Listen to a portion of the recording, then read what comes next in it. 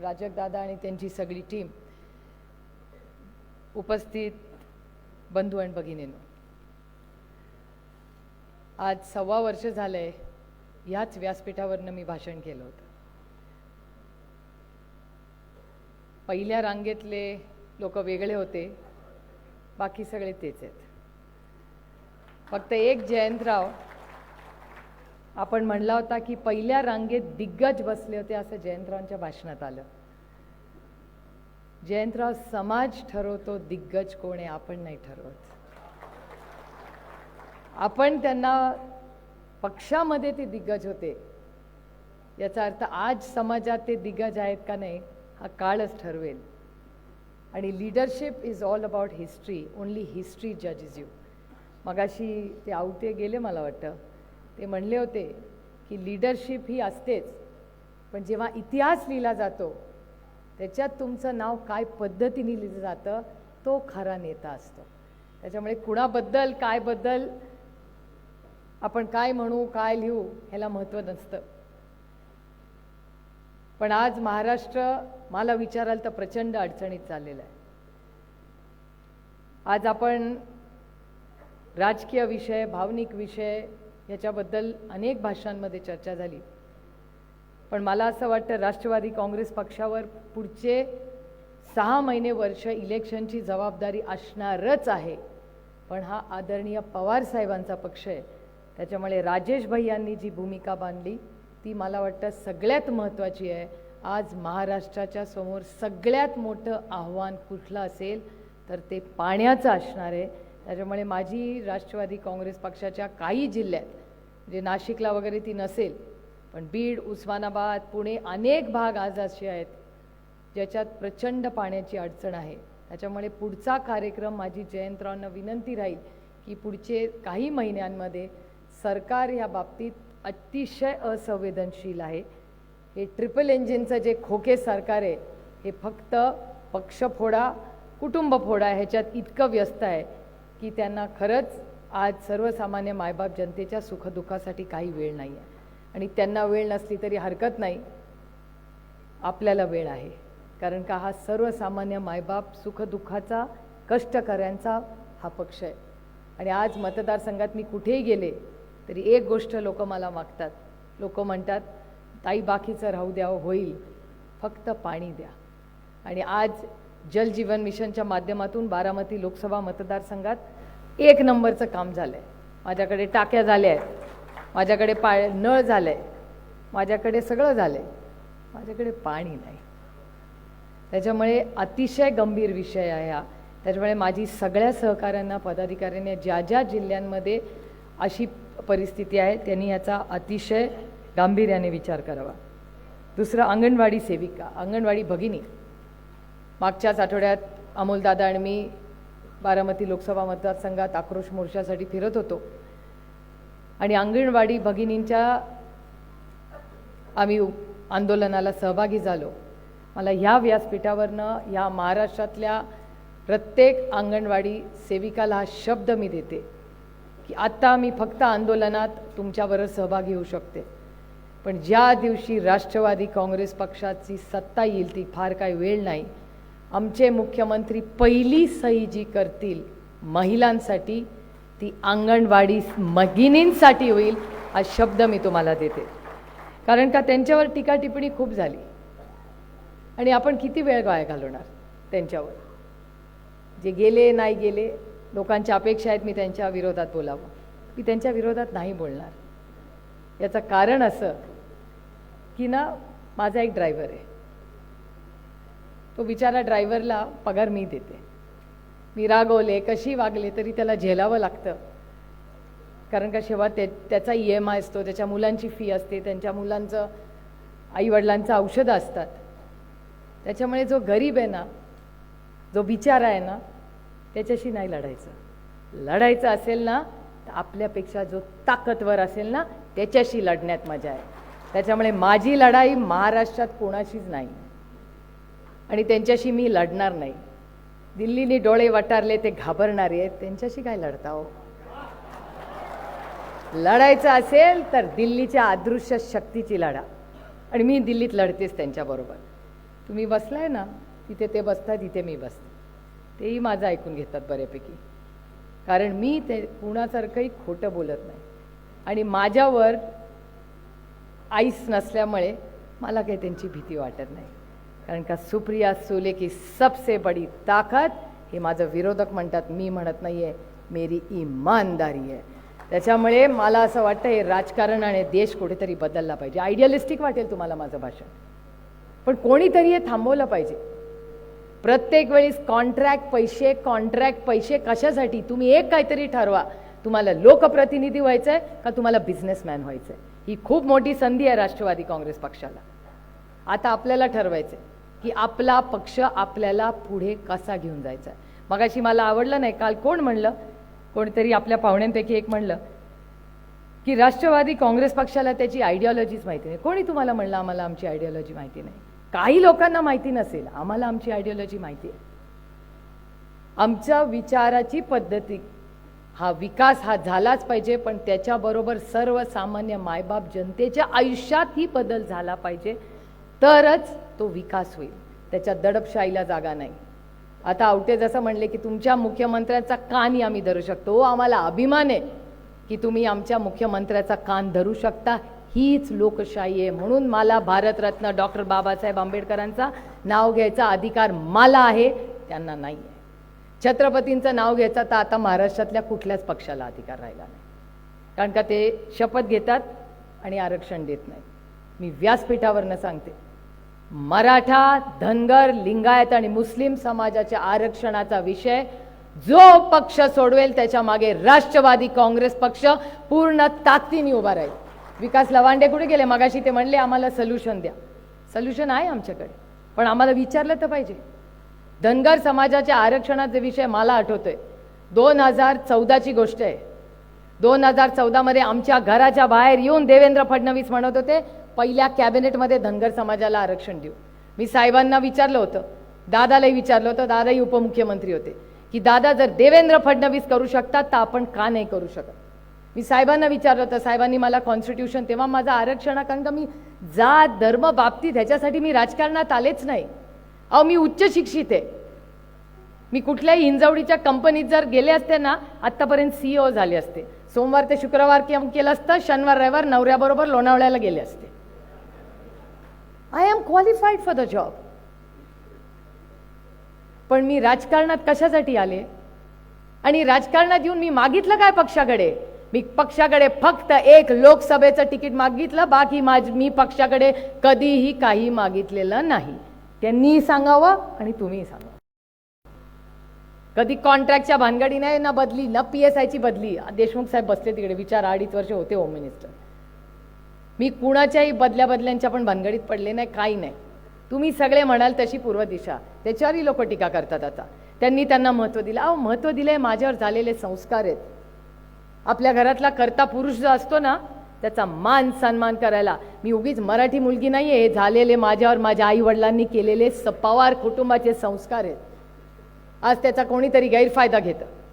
अरे यांचे संस्कार, हो आमचे संस्कार चालले. आमची आजी एक कर्तृत्ववान महिला होती, कधी कुणाला उलटं बोलली नाही. स्वतःच्या कर्तृत्वावर एक महिला असली तरी स्वतःच्या पायावर उभी राहिली. आणि त्या काळात तिचा कोण काका मामा वडील इलेक्शन लढलेला नव्हता. स्वतःच्या कर्तृत्वावर आमच्या शारदाबाई पवार निवडून गेल्या. आमच्या वडिलांसारखं दादाचं आणि माझं वेगळं आहे. आम्हाला सॉफ्ट लँडिंग होतं, दादाला पण आणि मला पण. साहेबांचा कोण काका मामा नव्हता. 38व्या वर्षी मुख्यमंत्री झाले ना, ते स्वतःच्या हिमतीवर झाले. बारामतीकरांचा आणि पुणे जिल्ह्याचा आणि महाराष्ट्राची आणबाण शेली. त्यामुळे आता बोलायला खूप सोपं असतं, पण मी राजकारणात कशासाठी आले? मी राजकारणात तुमच्या आयुष्यात एक चांगला बदल घडवण्यासाठी आले. मला असं वाटलं की मी लोकसभेत जावं, लोकसभेत जाऊन पॉलिसी लेवलला काम करावं. आज जे जमीन कायद्याचा अधिकरणचा कायदा आहे ना, त्या कमिटीमध्ये मी होते. आमच्या कमिटीने प्रस्ताव दिला आणि त्यानंतर आम्ही दुप्पट घ्या, त्या कमिटीचा रिपोर्ट आदरणीय पवार साहेबांकडे गेला आणि आज 1 रुपयाची जमीन जर कुणाला विकत घ्यायची असेल तर त्याला 4 पट पैसे द्यायचा निर्णय आम्ही दुप्पट केला होता. तो आदरणीय पवार साहेबांनी 4 पट करायचा निर्णय हा त्यांनी घेतलेला आहे. ती कमिटीची सगळी जी पॉलिसी होती ना, त्याच्यात मी, संदीप दीक्षित, आम्ही अनेक लोक होतो. अनेक असे कार्यक्रम आम्ही दिल्लीत बसून करतो. इथे फौजिया ताई आहेत, वंदना ताई आहेत, हाय परफॉर्मिंग. मग काल मला वाटतं जितेंद्र आव्हाड तुम्ही म्हणला की ही सगळी बक्षिसं आम्हालाच कशी मिळतात. आम्हाला बक्षिसं मिळतात कारण का आम्ही पार्लमेंटमध्ये बसतो, आम्ही निवडून जातो तेव्हा मॉर्निंग टू इव्हनिंग आम्ही तिथेच असतो, त्यांची पण भाषणं ऐकतो आम्ही फक्त त्यांच्यावर टीका करायला जात नाही. आम्ही काय करणार आहे सांगतात. मला चिडवतात भारतीय जनता पक्ष, सॉरी भ्रष्ट जुमला पार्टी. आता तुम्ही म्हणाल भ्रष्ट जुमला पार्टी कशाला. 2014मध्ये मला आठवतं आहे RR आबा हयात होते तेव्हा. 2014च्या इलेक्शनमध्ये आपण गाडीतून गेलो ना की लोक असं नजरेने बघायचे, कारण का लोकांना असं वाटायचं आपण भ्रष्ट आहोत आणि ह्यांना हद्द पार करा, आणि त्याच्यावर भारतीय जनता पक्ष निवडून आली, आपण भ्रष्टाचारी म्हणून. आज माझा आरोप आहे त्याच भ्रष्ट जुमला पार्टीला, ती भारतीय जनता पक्ष होता ना खाऊंगा ना खाने दूंगा. आज मैं भी खाऊंगा और तुमको पेट भर खाने दूंगा अगर तुम भ्रष्ट जुमला पार्टी में हो तो. त्यामुळे आज भ्रष्टाचाराबद्दल ते काहीच बोलू शकत नाही. आणि आपल्याकडे जे काय आरोप झाले, काय झाले आरोप, मी जरा त्याचा हिशोब काढलाय. काल कोणीतरी म्हणलं 24 लोक त्यांच्या भागात जे आहेत जे भ्रष्ट आहे. तुम्हाला असं सरकार पाहिजे का जे भ्रष्ट आहे. जेव्हा म्हणतात ना 50 खोके एकदम ओके, बॉस मेरे लिए इट्स नॉट ओके. 50 खोक्यावर जर एक आमदार विकला जात असेल ना तर लाज वाटली पाहिजे त्या आमदाराला जो 50 खोकेवर आज विकला जातोय. आमची किंमत नाही आहे. 50 खोके इज नॉट ओके. अशा लोकांच्या विरोधात मी ठरवलंय की लोकसभेचा आम्ही तर लढणारच आहोत त्यांच्या विरोधात, पण विधानसभेला ज्या दिवशी माझं मतदान संपेल, रिझल्ट लागल्यानंतर 4 महिने बिंगरी लावून तुमच्या प्रत्येक तालुक्यात येईन आणि भ्रष्ट जुमला पार्टीला हद्दपार करायची जबाबदारी मी घेईन. आणि मी काय विधानसभा लढणार नाही, चिंता करू नका कोणी. आता त्याच्यावरच सुरू होईल, ओ यांना काहीतरी. स्वतःवरनं जगाची परीक्षा करू नका. काही लोक असतात ज्यांना राज्याचं प्रेम असतं, देशाचं प्रेम असतं. त्याच्यामुळे भ्रष्टाचाराच्या विरोधात जसा त्यांनी आपल्यावर हल्लाबोल केला होता ना, तसा मी त्यांच्यावर हल्लाबोल करणार आहे. आणि त्यांच्यासारखे खोटे आरोप नाही. आणि आपलं सेटिंग कोणाशीच नाही. माझा नवरा कॉन्ट्रॅक्टर नाही आणि मी भ्रष्ट नाही. त्याच्यामुळे भ्रष्टाचार हा एक विषय घेऊन ज्या गोष्टी आपण ऐकल्या होत्या ना त्या सहन होत नव्हत्या आम्हाला. आम्ही गाडीतून जायचो ना तेव्हा लोक बघायची, तेव्हा असं वाटायचं नको बाबा ही सत्ता. आज उलटं वाटतं. काल तुम्ही विचारा, रुचा माझ्यावर गाडीत होती पुण्यामध्ये. मी गाडीतून निघाले, विचार करतो त्या पक्षाचं काय होणार, चिन्हाचं काय होणार, वकिलाचा फोन, ते चाललं होतं. म्हटलं कुठून आलो हे सगळं, डोक्याला ताप झालाय सगळा. मी खिडकी, एका माणसाने मला हात केला, मी खिडकी खाली केली. तो मुलगा म्हणला we have faith in you, fight. तो मोटरसायकलवर होता. त्याच्यानंतर ह्याचा व्हिडिओ आहे माझ्याकडे, मी यांच्यासारख्या दंतकथा सांगत नाही. त्याच्यानंतर 2 मुली आल्या, we want to be like you. म्हटलं बापरे, मला माहिती मी काय आहे. त्याच्यानंतर एक ट्रक ड्रायव्हर निघाला. तो ट्रक ड्रायव्हर माझ्याकडे हात करून बघतो. आता मला सांगा, जर एक ट्रक ड्रायव्हर, एक युवती आणि एक युवक जर एवढ्या अपेक्षेने माझ्याकडे बघत असेल आणि त्यांना असं वाटत असेल की ही मुलगी लढणार आहे, तर मी तुम्हाला शब्द देते, ही लढाई फक्त माझ्या वडिलांसाठी नाही आहे. ही लढाई महाराष्ट्राच्या अमोलदादा म्हणला तशा अस्मितेसाठी आहे. मी एक स्वाभिमानी मराठी मुलगी आहे. त्याच्यामुळे आज अमोलदादा म्हणली ही गोष्ट खरी आहे की ही लढाई कशासाठी आणि कुणाविरोधात आहेत. म्हणून मी पुन्हा पुन्हा सांगते, संजय आवटेंना वाटेल की अरे हे काय लढत नाहीत. माझी लढाई त्यांच्याशी नाहीच आहे.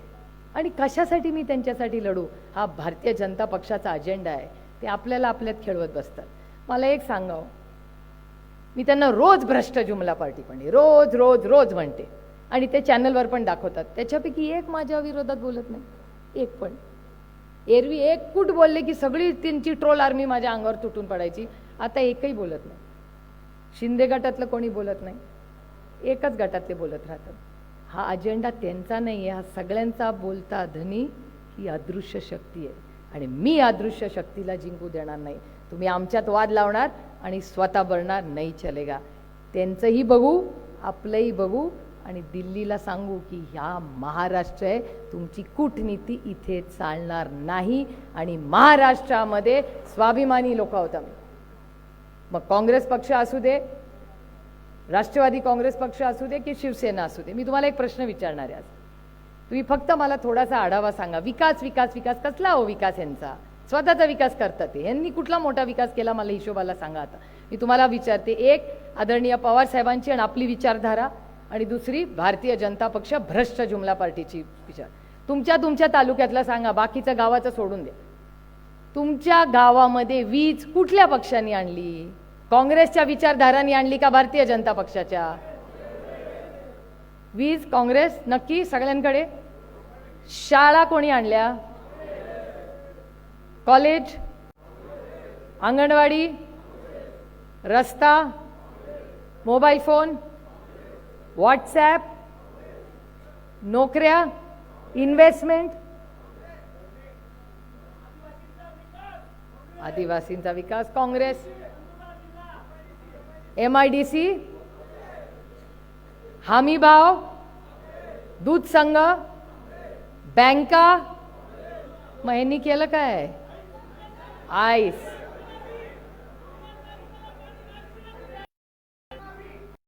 सगळ्यात मोठी आणखीन एक मी तुम्हाला सांगते की महिलांचा न्याय देण्याचं काम काँग्रेस, महिलांचं धोरण काँग्रेस, पुढे काँग्रेस, राष्ट्रवादी काँग्रेस, एक समजूया. हा, IT पार्क, पोलीस भरती, RR पाटलांनी सगळ्यात मोठी पोलीस भरती केली. हा, धरणं केली काँग्रेस, पुढे एअरपोर्ट काँग्रेस, धरणं काँग्रेस, पोर्ट काँग्रेस, पुढे IIT, IIM सगळं काँग्रेस, पुढे बचत गट कोणी काढले?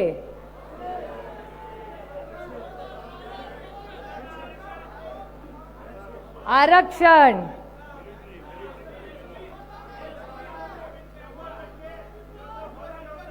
फळबाग योजना, काँग्रेस, राष्ट्रवादी, पुढे ST बस. आता बघा, सगळा जो विकास झालाय महाराष्ट्रात तो कोणी केलाय? तो काँग्रेस आणि राष्ट्रवादी काँग्रेस पक्षाने केलाय. ह्यांनी 10 वर्षात केलं काय? महागाई BJP, बेरोजगारी BJP, भ्रष्टाचार, वॉशिंग मशीन, अंगणवाडी सेविका आंदोलन, शिक्षकांवर अन्याय, डॉक्टरांवर अन्याय, पत्र, हा, लाठीच्या जालन्यात प्रकल्प घालवले, आमदार पळवले, खरेदी, आमदार खरेदी BJP.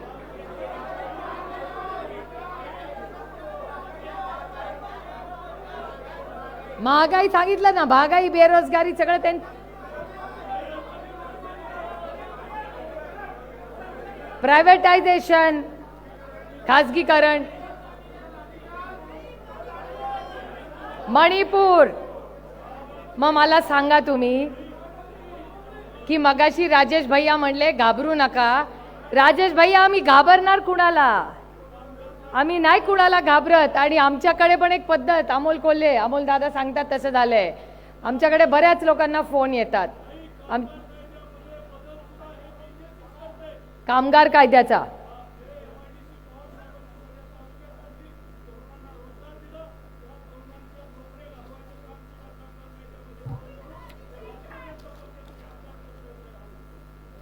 कामगार कायदा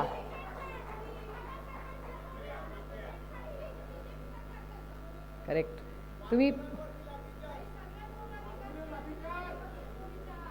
सगळा मोठा विकास कोणी केला? तो BJPनी. तो स्वतःचा केला, स्वतःच्या स्वार्थासाठी केला. त्यांनी कुठलाही मोठा विकास केलेला नाही. मला एक सांगा, मी तुम्हाला, तुम्ही आता साखरेबद्दल बोलताय, मी तुम्हाला सांगते साखरेचं उदाहरण.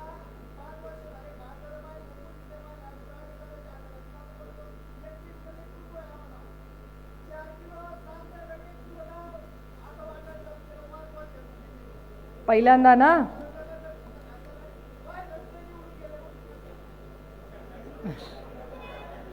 एक मला परवा दिवशी तुम्ही म्हणता ना खासदारांबद्दल, परवा सक्सेनाला मी सांगितलं, सक्सेना काय ग ते?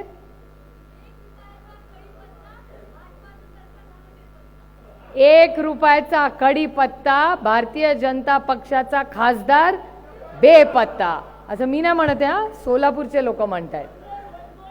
त्याच्यामुळे तुम्ही बघता ही परिस्थिती अतिशय चिंताजनक आहे. त्याच्यामुळे आता पक्षफुटी काय झालं ह्याच्यात इतिहासात नका राहू. आपल्यावर खूप जबाबदारी आहे. या देशामध्ये लोकांना लढणारी लोक आवडतात आणि आपण सत्याच्या बाजूनी लढतोय आणि काय कार्यक्रम घ्यायचा आहे हेही आपल्याला अपेक्षित आहे. आपण नुसतं त्यांच्यावर टीका करण्यासाठी इथे जमलेलो नाही आहात. आपल्याला एक 3 पदरी कार्यक्रम घ्यायचा आहे. सेवा, सन्मान आणि स्वाभिमान. सेवा मायबाप जनतेची, सन्मान शेतकऱ्याचा, कष्ट करणाऱ्यांचा, महिलांचा आणि शेतकऱ्यांचा, आणि स्वाभिमान तुमच्या आणि माझ्या महाराष्ट्राचा. आणखीन एक कार्यक्रम मी तुम्हाला शब्द देते, हे रेकॉर्ड करून ठेवा माझं भाषण, कारण सत्तेत आल्यावर आपण काय लोकांसाठी करणार.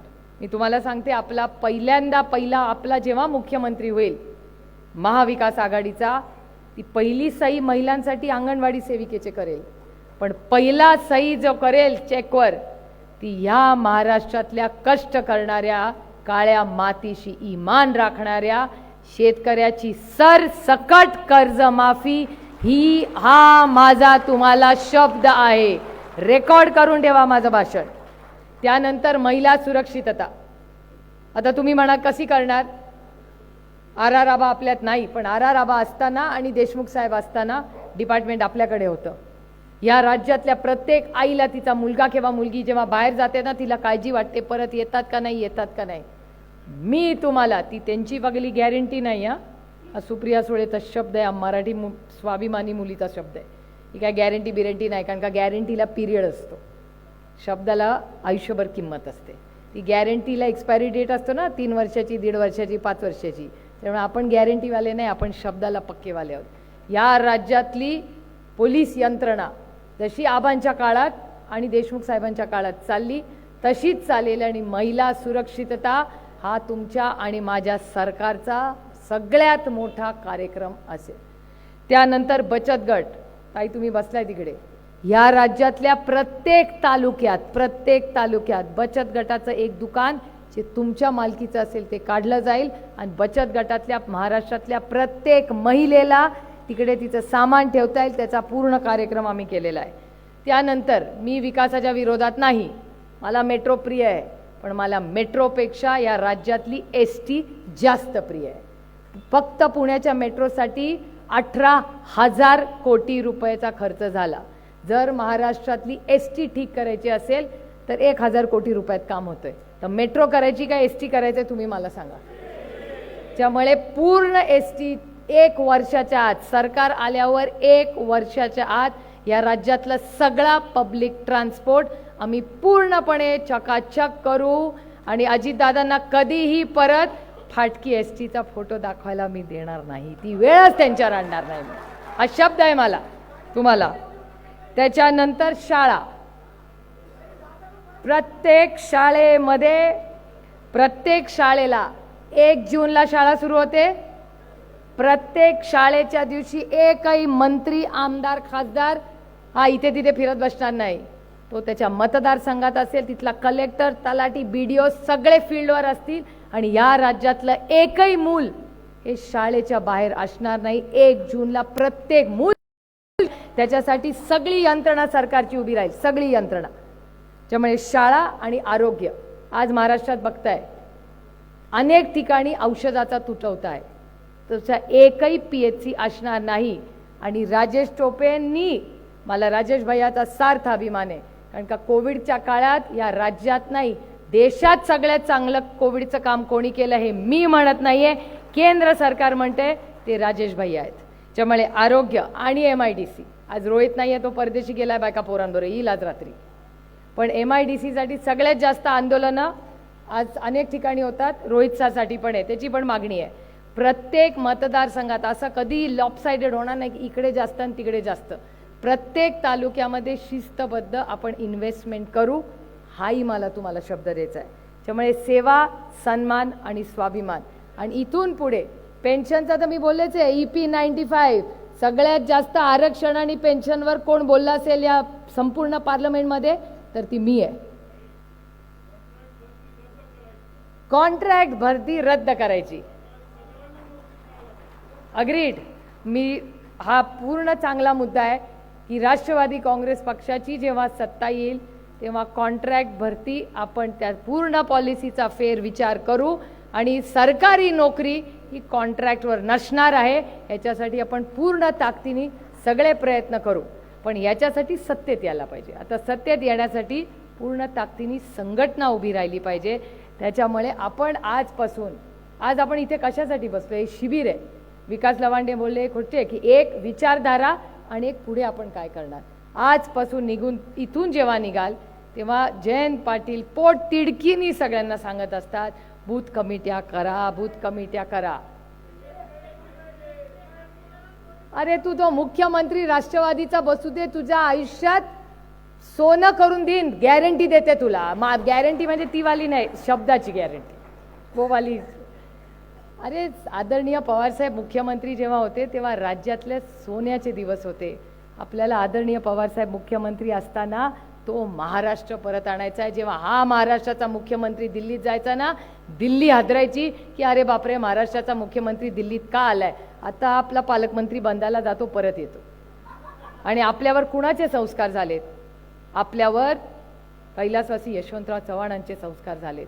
जेव्हा जेव्हा हिमालयाला गरज पडते तेव्हा महाराष्ट्राचा सह्याद्री हा दिल्लीला गेलेला आहे.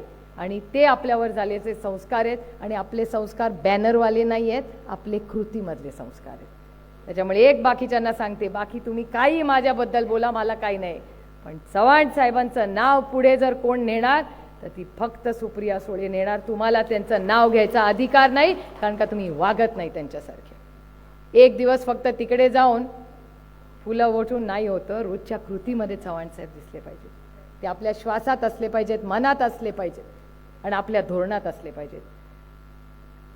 चव्हाण साहेबांनी कधीही भारतीय जनता पक्षाला किंवा RSS बद्दल ते चांगलं बोलले नाही. त्यांची वेगळी मतं होती, मान सन्मानाने करायचे, पण त्यांचं आणि RSSचं कधीच जमलं नाही.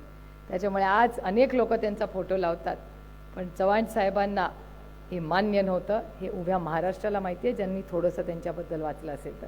आणि आजचं जे महाराष्ट्राचं सरकार आहे ते जेव्हा हिमालयाला शिंक आली ना तरी आपल्या सह्याद्रीला ताप येतो, अशी परिस्थिती आहे या राज्यात.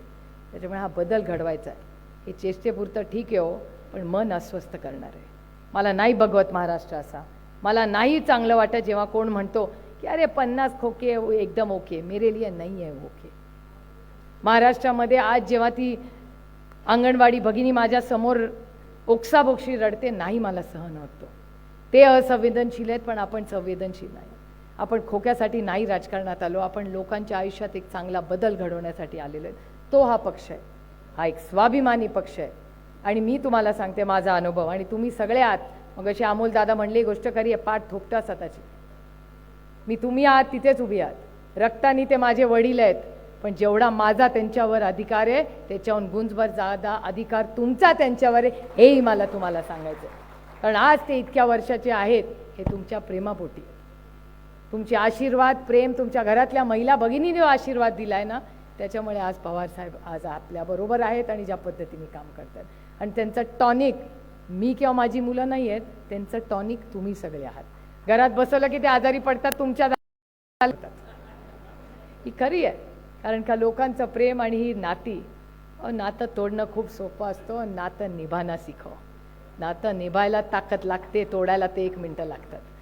त्याच्यामुळे आज आपण शिर्डीला जे भेटलेले आहोत हे पुढची 5 नाही 10 नाही महाराष्ट्राची 25 आणि 50 वर्ष कशी घडवणार आहेत ह्याच्यासाठी आहे. ते एक चांगला उपक्रम करू, एक चांगला पक्ष पूर्ण ताकदीने उभं करू, जो भ्रष्टाचार मुक्त असेल, जो महाराष्ट्राच्या सेवेसाठी असेल. आणि सत्ता येते जाते हो, काय फरक पडतो आपल्या आयुष्यात? मला खरं सांगा, काय फरक पडला आहे? मी विचार करत होते, सत्ता गेली तेव्हा एवढ्या आता जयंतरावांच्या भाषेत दिग्गज होते, काय फरक पडला? तेच लोक आहेत, तेच जेवण आहे, तेच लाईट आहे, सगळं तेच आहे ना. फक्त विचार तोच आहे. फक्त ज्यांची विचारात गडबड केली ते नाही आहे. ठीक आहे, आता तो त्यांचा वैयक्तिक विषय, लख लाभो त्यांना, गुड लक. जिथे असाल तिथे फक्त सुखाने राहा म्हणजे झालं. कारण का आम्ही जिथे आहोत आमच्या स्वाभिमानात आम्ही सुखी. त्याच्यामुळे आज आदरणीय पवारसाहेब एक वेगळ्या पद्धती, एक वेगळ्या जबाबदारी होत. इंडियाची मीटिंग, सीट शेअरिंग, रोज काय टी व्हीवर बघता ते खडसे साहेब म्हणले गोष्ट खरी आहे. एक जण विचारणार तू काय बोलला, दुसरा म्हणला तू काय बोलला. या भानगडीत पडू नका. सीट शेअरिंगचं वगैरे सगळं आदरणीय पवारसाहेब, सगळे मोठे नेते जयंतराव बघून घेतील. तुम्ही फक्त आजपासून निघाल लोकसभा, विधानसभा आणि प्रशांतदादांचं आणि विशालदादांचं कॉर्पोरेशन. ते कधी होणार आहे मला माहिती नाही. प्रशांतदादा आणि विशालदादा म्हणतात 25मध्ये होईल. माझ्या तुम्हाला शुभेच्छा आहेत झालं तर. पण आजपासून एक उत्तम संघटना, नवीन पिढी जोडणे, जबाबदार लोक ज्यांना राज्याची आणि देशाची सेवा करायची आहे त्यांना जोडणे, तंत्रज्ञानाचा वापर करणे. आणि जाताना एकच गोष्ट सांगेन की सोशल मीडियावर बरंच बोललं गेले, बरीच उदाहरणं गेली. मागचं इलेक्शन एका फोटोवर फिरलंय, एका. आणि तो फोटो काय आहे का फोटो? त्याच्यामुळे ते जर 80व्या वर्षी हे करू शकतात तर आपणही करू शकतो. त्याच्यामुळे फोन येतील, दंडुका होईल, इन्क्वायरी लागतील. मगाशी कोणीतरी म्हणलं कारखान्याला त्यांना पैसे दिले नाहीत. अहो ह्यांना आपल्या अशोक भाऊ तुम्हाला तर मिळालेच नाहीत. काही बिचारे गेले, उत्साहाने गेले, त्यांना पण नाही मिळाले. तसं साताऱ्याचे कारखान्याला नाही मिळाले असं माझ्या कानावर आले. ते नाही मला माहिती, असं ऐकलं. त्याच्यामुळे त्यांना लखलाभ जे होईल ते आपण पैशासाठी नाही गेलो.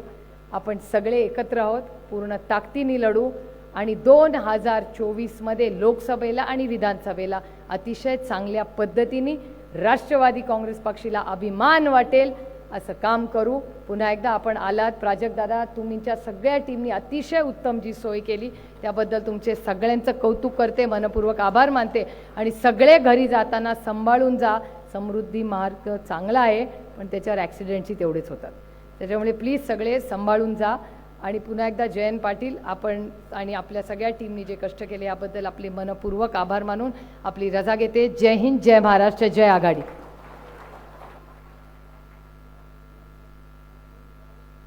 धन्यवाद ताई. यानंतर राष्ट्रवादी काँग्रेस पक्षाचे नेते, आपल्या सर्वांचे मार्गदर्शक आणि पक्ष संघटनेचा कार्यकर्ता हा केवळ कार्यकर्ता नसून आपल्या